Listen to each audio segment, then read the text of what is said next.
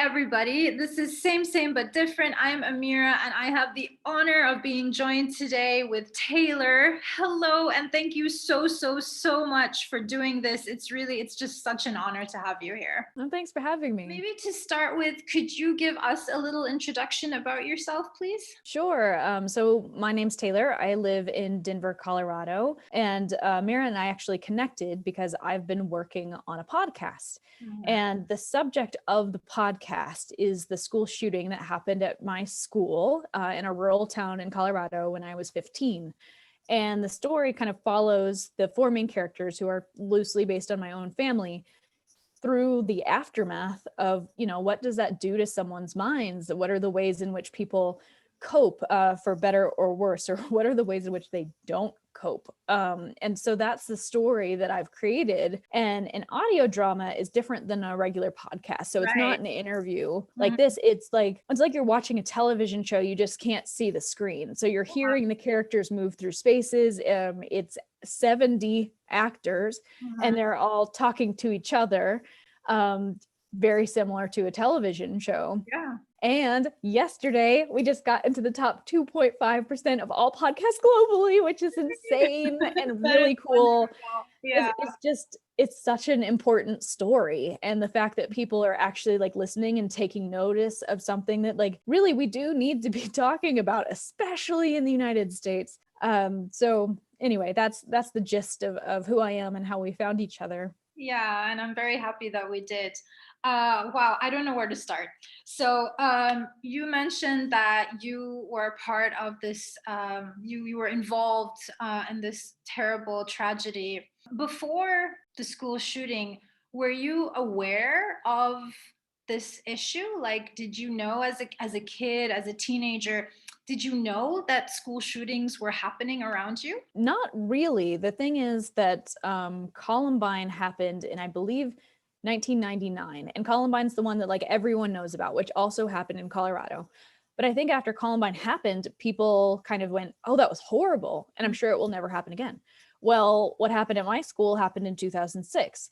So really, there was a pretty decent gap between Columbine and what happened at my school. And after what happened at my school, then very soon after what happened, they were calling them copycat shootings. And essentially it was kind of inspiring other people with severe mental illness to go do the same thing. And so all of a sudden you saw on the news for like every day for a while that people were doing the same thing as what happened at my school. And since then, it's just become more and more and more common in the United States that it happens all the time. Since COVID has started, kids are not going to school in person as much. We've had a momentary pause, but up until COVID, it felt like it was happening like at least once a month. It happened all the time and it was constantly on the news. So people just kind of were like, oh, that's sad. And then they moved on. It's like they got used to it, which this is absolutely not something that we should ever get used to. No. That's crazy. But unfortunately that was, sort of what's happening. And after what happened at my school, then they started implementing policies where they would have more of a plan as to what to do in a school shooting. But before it happened to me, like I didn't have any knowledge of what you should do in that situation, or it wasn't common when it happened at my school. So at that point, it was not commonplace in the United States to have school shooting drills. Now it is. Now you talk to any modern American teenager and they've gone through it all of their school years and they just don't blink. They're just like, oh yeah, of course. But at the time, this was 15 years ago when it happened to me. And at the time that it wasn't a thing. And do you have an idea on like what is involved in these drills? Like how do they kind of prepare kids for this possibility? Well, they have sort of a system that I think was became more polished after what happened at my school. I think that was part of why they formed the system. There was a system in place, but not so dialed in. But essentially, it sounds like they make an announcement In our situation, they said there's a code white situation, and the teachers know what that means. The students don't necessarily know what that means, but whatever the color is indicates what it is that's going on, so the teachers understand. And then they treat it like a real school shooting incident. So they hide the kids in the corner of the room. They put paper over the windows so that if someone was wandering around in the school, they couldn't see in. They make you be very quiet. They turn off the lights, and then you just stay there for hours. And it's actually, for a long time, they were like, this is great. We're preparing kids for this horrible thing. And now it's becoming controversial because they're saying, like, what is this doing to the psyche of a kindergartner who you make hide in a bathroom stall for 3 hours when they don't know if it's real or not? Like, no, yeah, no, I see why. I haven't been through the drills, but like, it just seems like intuitively like that's not a good thing to have for a kindergartner. But then the other side of the argument is like, well, we have to prepare them somehow because there have been like over 300 shootings since Columbine. Yeah, 300.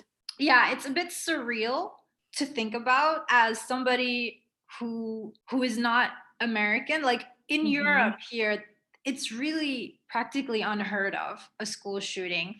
And unfortunately, we do hear about school shootings that have always happened in the US. And it's just very hard to process and understand, like, how does this keep happening? And it is for me too.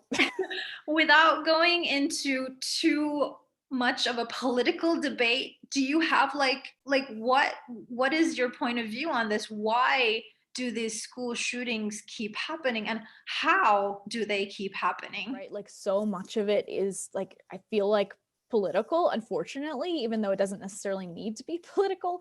But culturally in the United States, there are generally two political parties. So either you're a Republican or you're a Democrat, most people. And there are extreme versions of both of those things. And then there are those of us who are like more in the middle. But there is an attitude in the United States that everyone should have access to a gun, which I can understand and I can't understand. I grew up in a home. My father was a hunter, is a hunter. We had guns in our house, but for my father, it was very important that we understand that if you're not using the gun, if you're not hunting right the second, it goes in a safe and it's locked and there are not bullets in it and there's no way a person could access it. He had us take classes so that we understood the responsibility, so that we understood if you point a gun at someone, you intend to kill them. Yeah. So you don't ever do that. Like there are classes called like hunter safety or like gun safety in the United States. Not everyone has that attitude. Some gun owners feel like the government should have no say in who does or does not have access to a weapon. You compound that with the issue that there are a lot of people with very, very severe mental illness in the United States, and we don't really have programs to take care of them. So usually those people end up in jail and then they get out of jail and then they don't have any ability to get a job or like fend for themselves. And like they're like, if you've been to jail, like you're kind of just like, you're out of luck. Like you're not, our society doesn't like help you reintegrate. There's not a lot of conversation, period, in the United States about mental health. And so in the shooting situation at my school, it was a homeless man who had bipolar 1 and he was hallucinating. He didn't know what was real and what wasn't. And with bipolar, a lot of people have mania, which means you have like very high highs and then very low lows. And so he didn't necessarily have a lot of control over what was going on in his mind, and he didn't have resources and he was homeless, and we don't have programs to help people like that. And so what happened obviously is horrible, but at the same time, like I can understand why he felt very desperate, because in the United States there's nowhere for him to go. And in the United States, we do not prohibit people like him from owning a weapon because anyone can buy a weapon. So it doesn't matter if you have mental illness. It doesn't matter if you have a criminal record. They're having conversations about enforcing stronger background checks, which I think would be very helpful. And really, I think a lot of gun owners are not opposed to the idea of background checks because I don't know, Foreward has been, that's the name of my podcast. Foreward's been a really interesting process because I've gotten to talk to people who on both sides of the political aisle. And at the end of the day, nobody wants their kid to be shot in school. course. Like no one wants to feel like they can't go safely into their church or a movie theater or a festival. Yeah. But currently, like those are not safe places to go. Like as an American, you enter those spaces and then you look for the exit, and that's the first thing you do. And I think people feel like, well, if I have a gun, then I can protect myself. But if the problem is you don't have to protect yourself if there's not people with severe mental illness who have guns. I think that that is the solution, honestly, is that we need to start having conversations with people in both political parties, because the answer is not to say no one can have a gun ever again. That's just not realistic in the culture of America, whether I like it or not. But there is a middle ground. There is a middle ground in which people who are hunters, maybe they can own a gun and they have to have a safe and they have to have a background check. And then maybe people with bipolar 1 with a criminal record can't have a gun. Going back to what happened, could you tell, I don't want you to give too much away because I want everybody to go and listen to this podcast because it's really well made. It's really good. Thank you. So if you don't mind, could you tell us a little bit, like, what do you remember from that day? Yeah, so the gist of it, I mean, if you listen to the podcast, then you hear every single detail, even the stuff that's really difficult to talk about. And if you want to hear that version, then you can listen to Foreward podcast. But I grew up in a really small town. It was a really rural place, and in general, like nothing ever happened. It wasn't people moved there because nothing ever happened. They wanted to live in like kind of a sleepy town. And on this particular day, there was a man who was homeless, who was he was living sometimes in the woods near my school.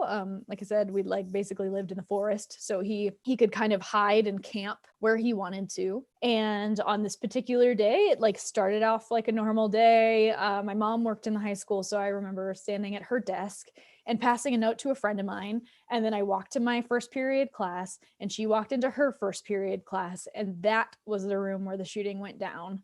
And so I was a few classrooms away down the hall. We heard an announcement on the school intercom saying, we have a code white situation, you need to lock down.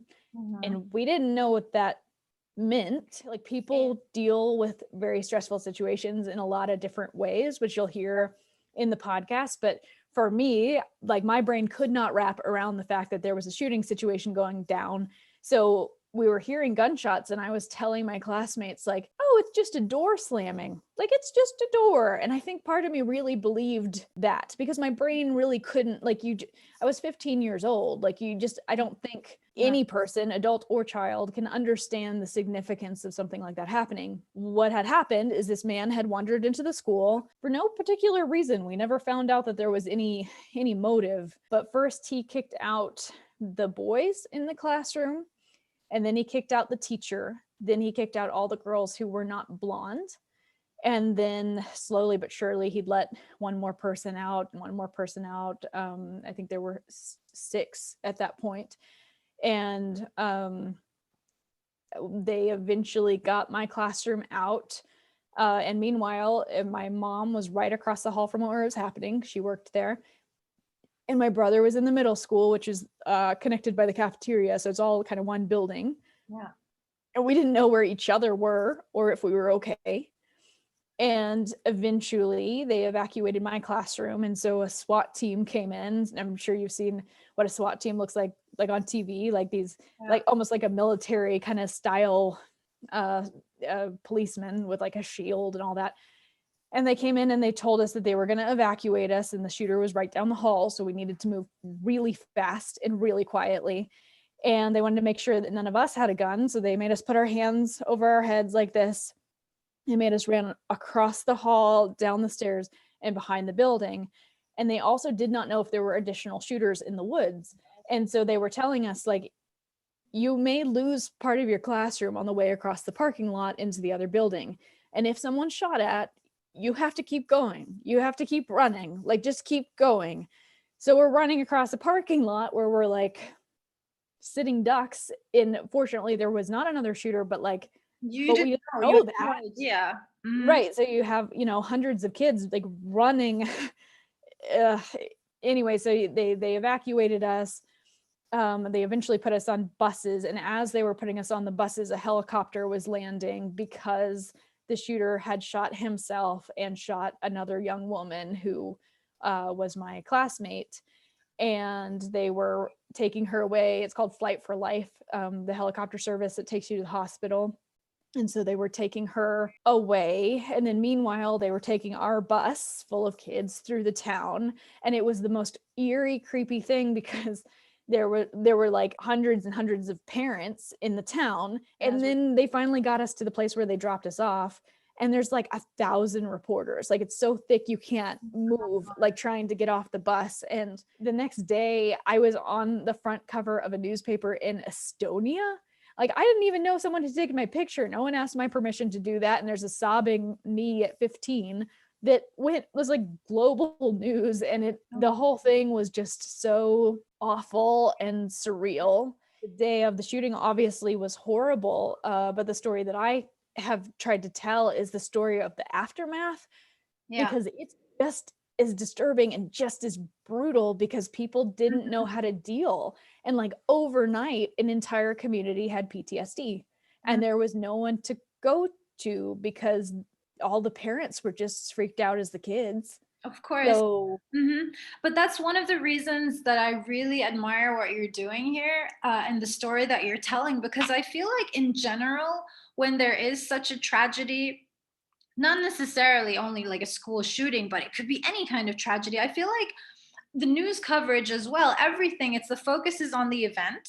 right. And then like the event is done, it's finished. And then like, okay, it's, pack up and leave, not thinking that every single person, plus their families, plus their circles, all of these people are affected, and this does not go away overnight. And Exactly. I mean, it's I an think, important story to tell. yeah, I think that's really why it's resonated with such a large audience, is everyone's been through something awful and difficult in their lives and then had to find a way to, navigate through the muck and find their way on the other side. And as you just said, that doesn't take 2 days, it takes years. I mean, literally with the release of this podcast, I've had people say it's still too soon. It's 15 years later, and they still haven't been able to sort of digest what happened. They haven't gone to therapy. They just have chosen to kind of put it away in a part of their brain where they don't have to think about it anymore. There are so many people in the world who are living with their trauma, not seeking help, feeling totally alone because we don't talk about the fact that, like, yeah, you should be messed up after something horrible like that happens. That's part of the deal. Like, if you go through something that's a tragedy, then like it's gonna look ugly for a while. Yeah, and I don't accept excuses or like people who say, "Oh, but it's been so long. Like, get over it. Like, it's over now." That's not possible. You can't be like, "Okay, I'm gonna switch it off now, and then I'll be fine. Like, everything is okay." It's normal, and you can never ever judge because you don't know. For one person, it might take this amount of time. For another person, you'll never get closure. It's something so individual and it's something that can't be rushed at all. Absolutely. And if you're a person who has PTSD, it fundamentally changes how your brain works. So it's not realistic to say, like, oh, well, it's been a month, so you're okay. Like, you might never be okay. There are strategies that you can learn to cope better with sort of the side effects of PTSD, but it doesn't mean it's ever going to go away 100% necessarily. And if it's not, like, that's a lot of pressure to put on a person. Yeah. And that is okay, like not okay, but I mean, it's okay. It doesn't mean that there's something wrong with you. It doesn't mean that you are weak. It doesn't mean that you're messed up. It's normal. It's a trauma. It's a tragedy. It's a terrifying experience. So, you can't be too hard on yourself. My mom explained it really well. She said something like, it's a normal reaction to an abnormal situation. Like, it should have never happened in the first place, but the fact that it did, it's normal to have an emotional reaction to it. It would be weird if you didn't. As you were telling the story, I was like picturing myself as a 15-year-old in school. Like, I could not even imagine it's a situation that you are not expecting. You're never expecting something like that. So how to react in a situation like that, nobody can say, and nobody can understand unless they have been in that situation. Absolutely. Yeah, they temporarily closed the school for somewhere between 2 weeks and a month. And then we had to go back in. That was a horrible feeling. And they built a wall where the classroom had previously been. So it was as if it was never there, which was weird. That Um, is weird. I don't know that there would have been a better solution. I don't know how I would have handled it if I was in charge, but it was odd to walk past that room and there's just no room. It's like it was never there. Kind of like, yeah, pretending nothing ever happened. Let's just go back, back to routine, back to our normal lives. But which was the general attitude. We really didn't talk about it, at least not in my circles. It was kind of understood that like we are moving on now. Like that's what we're doing. And for me, I was like, what? Like how on earth can you just like move on like nothing happened? But all of my teachers and my peers were acting like, okay, now we're just back to business as usual. So I thought I was insane that I was still feeling something. And it's been really interesting releasing this podcast because a lot of people have reached out to me and said, oh no, I felt that way too. And I thought I was totally alone because nobody talked about it. what do you wish would have been available for you? So I feel like I'm being harsh because the school did try to provide that kind of stuff and it just fell flat.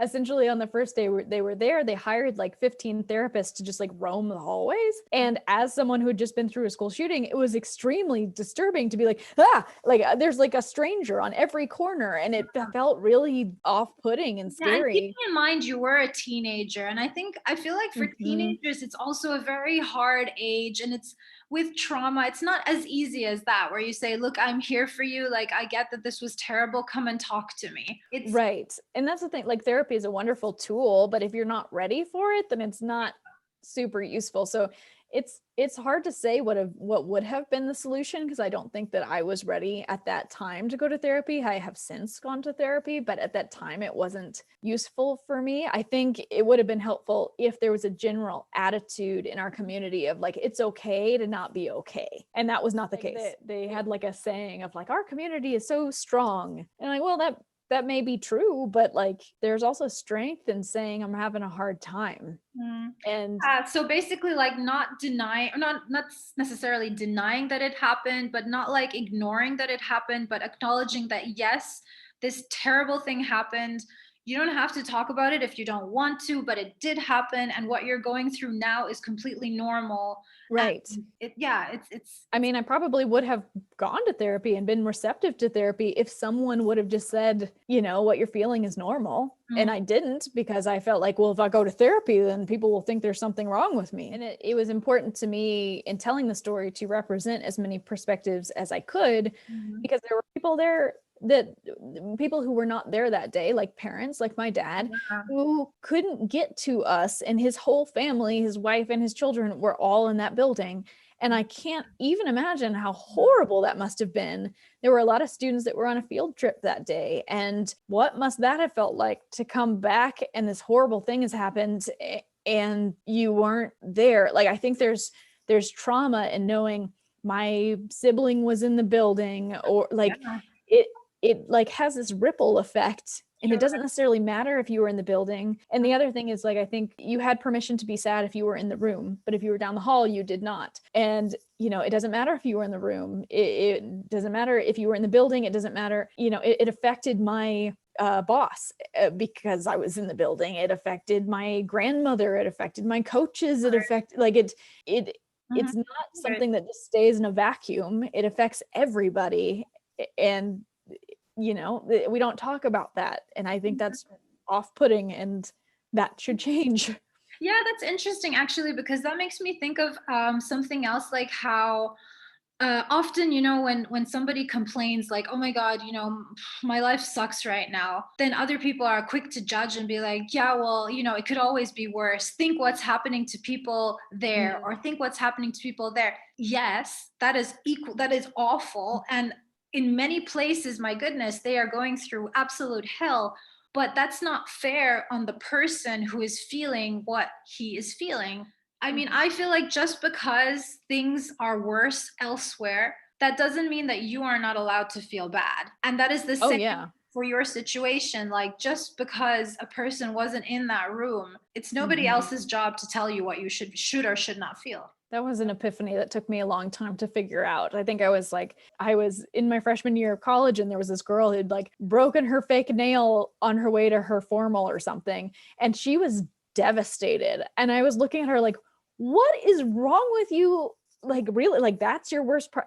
But in that moment, I finally put it together of like, that is her worst moment. And if my worst moment felt that bad and that is her worst moment, she feels equally bad. It is. It's her worst day. It's like nobody's pain is worse than anybody else's pain at the end of the day. And it's, yeah, that took me a while to wrap my brain around, but you're right. In what ways did this tragedy stick with you until today? It's gotten better over the years, and I don't know what to cite as the reason for that. It could just be time. It could be that I went to a therapist. It could be maturity. I don't know. But for like the first few years, when I heard a firework or a backfire of a car, I would like duck and cover. Like I really thought something horrible was going to happen. And especially around the anniversary, I don't know what it is, but it's like your brain starts like prepping you, like it's going to happen. It's going to happen. Get ready. And I'd have these weird irrational fears of like, I'd see a man on campus that was homeless and I would just be like, oh my God, that guy has a gun and he's going to kill me. And I really thought that. Probably 5 years ago, I went to a fireworks show, which we do every 4th of July. Mm-hmm. And fireworks would freak me out. Well, for some reason, I went to this fireworks show and I enjoyed it. I went home, I turned on the TV. The TV said something about, well, for the sake of veterans who have PTSD, we probably shouldn't set off so many fireworks. And I was like, that's weird. Why do veterans have a hard time with fireworks? And then I was like, whoa, I have had a hard time with fireworks for like 10 years. Mm-hmm. And then it was just gone. And I don't know where it went. But that doesn't mean it doesn't still show up from time to time. Like when I see somebody else's school shooting on the news, it very much affects me. It's really hard. And, I fall apart to a level that like probably most people wouldn't do that, like inconsolable kind of falling apart. Even, the process of making the podcast was like really bizarre. Like I started having nightmares. So soon after the shooting for the next few years, I had horrible nightmares. Yeah. And so I would drink so much caffeine that I wouldn't go into REM sleep so that I wouldn't dream. And I was like making it so that I didn't sleep properly because it was so bad. And anyway, when I started doing the podcast, the dreams came back and I was like, whoa, like it was less bad because now I'm an adult and I can go, this is not real. It's okay. Like it's going to be okay. Yeah. And yet it's like, oh man, this thing is still inside me, like very deep in my psyche. It is still there. And like when I directed the actor who played the shooter, that was the weirdest day of the whole thing because like, I can't, it's hard to explain what it was like because I had, in order to write his character, I had to think from his perspective and go like, what was going through his head? And it like, by the time we were done, I was like shaking in the next room. But that was very brave of you to do that because you would never have had to put yourself in his mindset otherwise. And that must have been a very dark and terrifying place to be. Yes, so for me, it was the most transformative and helpful therapy that I have done in 15 years. And me permission to finally talk to my family after 15 years and say, where were you in the building that day? What happened to you? How did you feel? How did it affect you for the next 15 years? And we had never talked about it. That's great. Yeah. So it's almost like a release of sorts. Mm-hmm. There's so much detail in the podcast. So it's not only like you are reliving and remembering what happened that day, but you paint the picture of the whole before, during, and after. So I think that also must help you kind of relive it and kind of deal with it again in a different mindset also because you are an adult now. Totally. I have a friend who told me a few years ago, she's like, Americans don't know how to grieve. And I don't know if that's universal or not, but I think that she's right, that in general, we kind of steer away from our problems as opposed to trying to figure out how to wade in. Like that would be a skill we could all benefit from if we could figure out like, how do I explore this? I think this is more of a universal thing as well, because it is a typical response. Like something terrible happens, let's just bottle it up, like bottle the emotions, pretend it didn't happen, go back to trying to live life normally. And unfortunately, it's like you can keep filling a bottle and then try to close it, but eventually it'll, something will leak and something will explode out of there. So And honestly, I chose to ignore it for many, many, many years, like a decade. I just worked all the time and distracted myself so I didn't have to feel anything, and had plans from when I woke up to when I went to sleep. So I didn't have time to be sad.